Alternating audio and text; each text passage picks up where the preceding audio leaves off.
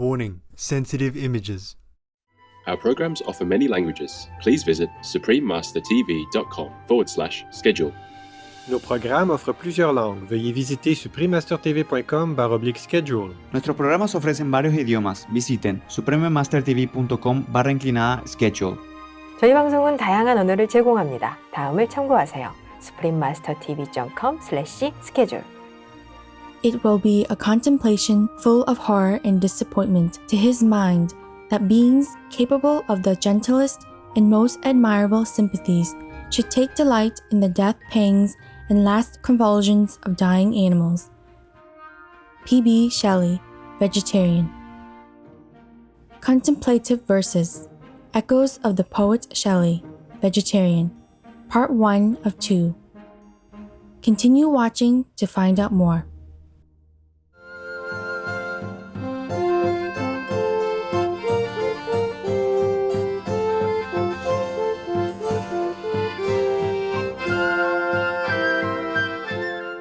While visiting the beautiful island of Guernsey, locals may ask you, "Comme chic la fever?" That means, "How are you?" in Jeunesier. Beloved viewers, I am Penelope. With joy and admiration, the sincere people of Guernsey wish that you may continuously thrive in God's wisdom and divine embrace.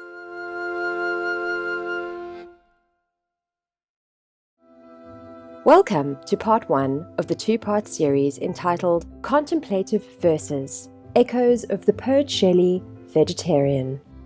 Percy Bysshe Shelley is considered to be one of the most exceptional creative writers of the English language.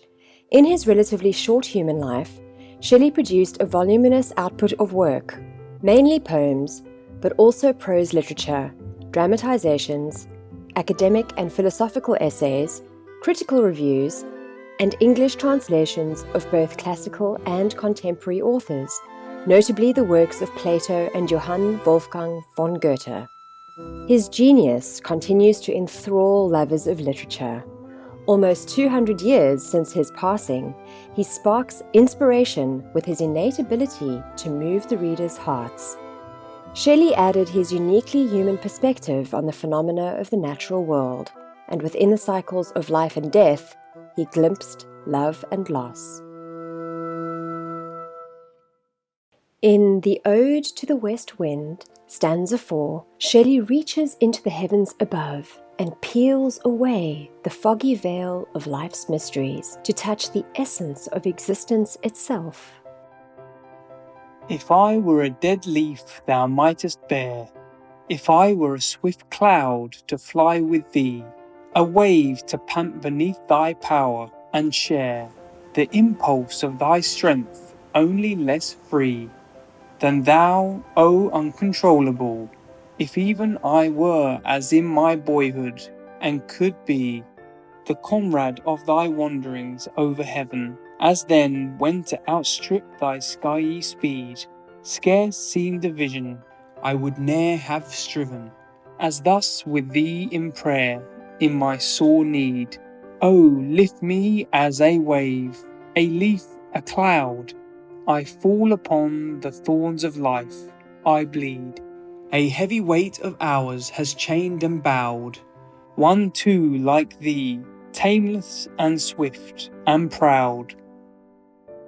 Excerpt from Ode to the West Wind, stanza 4, by P.B. Shelley, Vegetarian. Percy Bysshe Shelley was born into an upper-class English family in 1792. His father, Sir Timothy Shelley, was a knight and baron, as well as a member of the British Parliament. Shelley came to find the social world he had inherited to be a place of the highest privilege, but also the most intense burdens. He led a relatively happy early childhood as the eldest son, with 4 younger sisters and 1 much younger brother.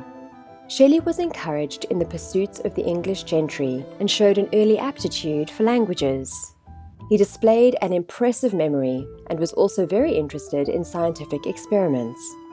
On vacation at Field Place, his sisters would frequently be seen running from his gunpowder, acid, and lightning experiments. However, When Shelley's formal education began, he was often at odds with the English school system and was frequently bullied. In response, young Shelley absorbed himself in study, developing a reputation as a classical scholar. Dr. James Lind, a part-time instructor, was influential in Shelley's development during his senior year of Eton College, fostering his interest in the occult. During his final term at Eton, Shelley completed his novel Zastrozzi and won the admiration of his peers. Vegan, how else to follow the Buddha's compassionate teaching? Cherished viewers, let's take a few deep breaths, feeling grounded and peaceful in the present moment. We'll be right back here on Supreme Master Television.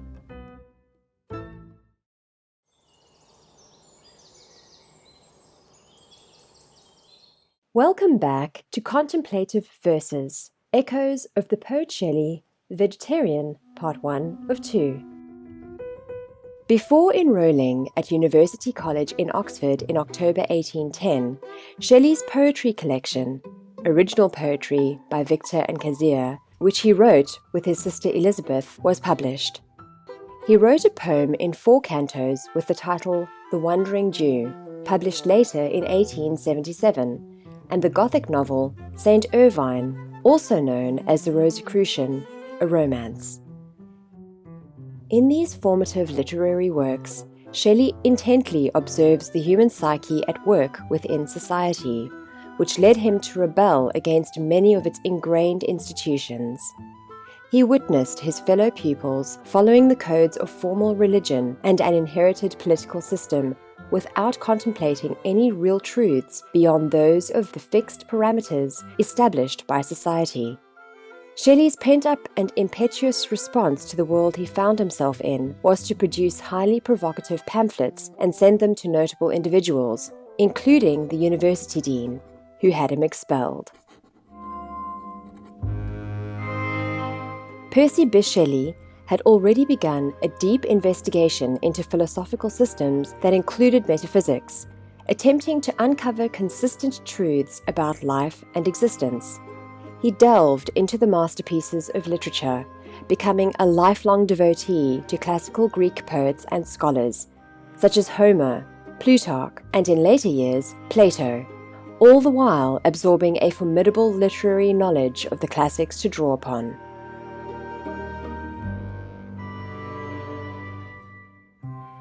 At the age of 18, Shelley privately printed an epic poem entitled Queen Mab, dedicated to his first wife Harriet, and only intended for distribution amongst his closest friends.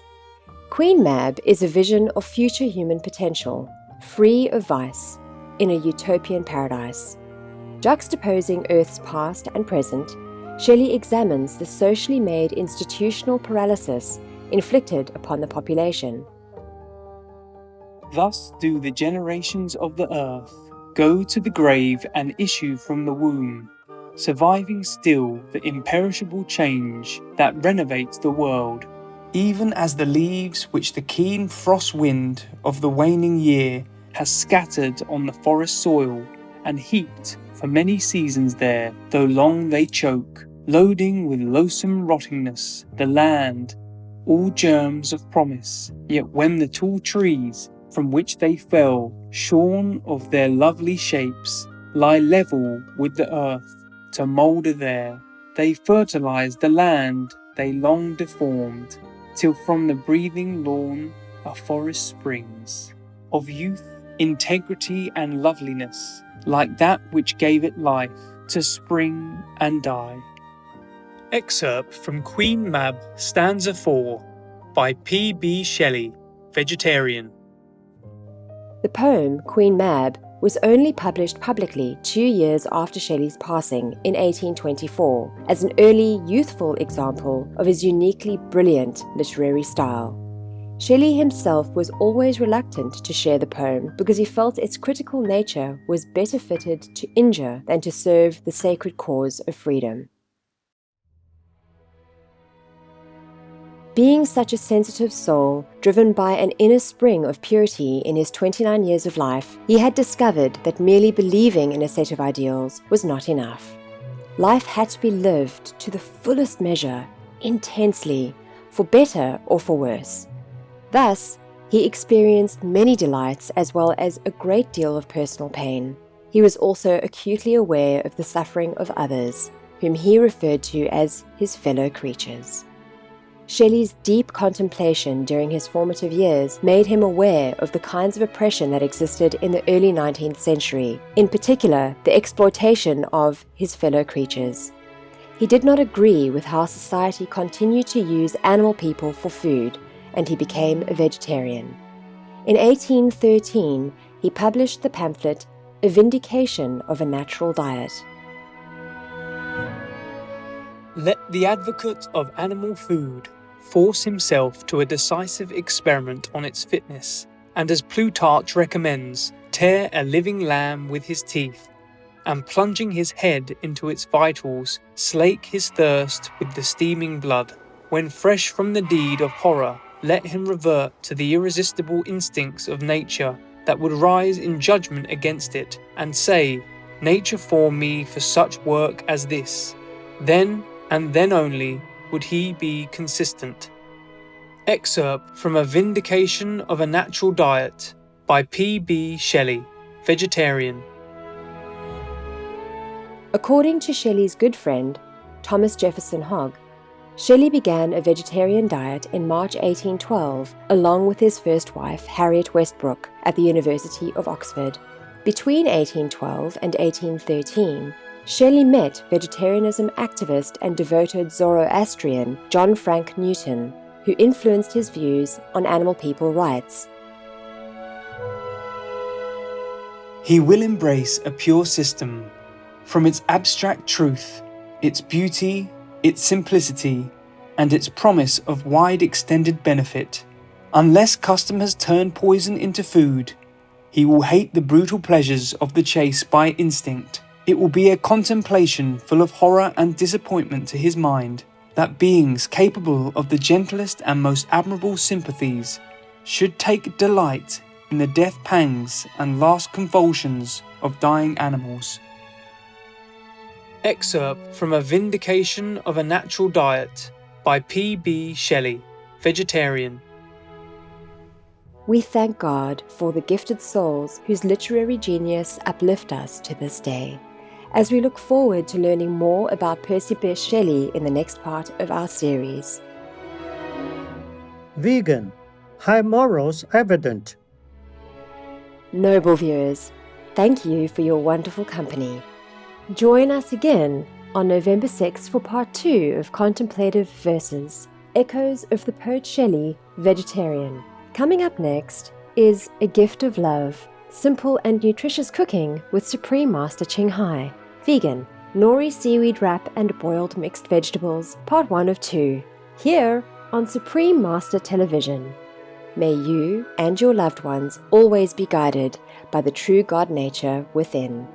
Our programs offer many languages. Please visit suprememastertv.com/schedule and suprememastertv.com/MOS.